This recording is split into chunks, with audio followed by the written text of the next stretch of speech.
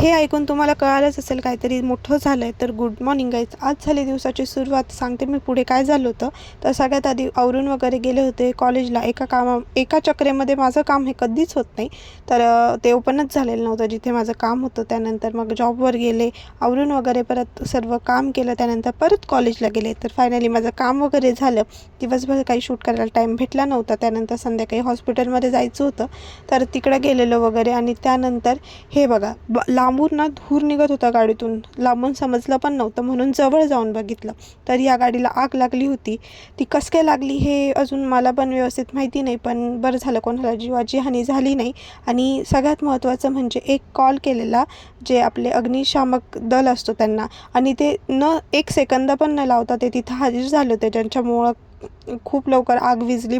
खूप मोठं काही झालं नाही, पण तुम्ही पण काळजी घ्या तुमच्या गाडीची. आणि त्यांच्या कामाबद्दल तर कायच बोलायचं, त्यांच्यासारखं काम कोणीच करू शकत नाही. त्यांच्यामुळं आज खूप मोठी हानी पण टळून गेली आणि कोणाला इजा पण झाली नाही. तर असंच होतं आजचा दिवस. तर भेटू उद्याच्या ब्लॉगमध्ये. बाय.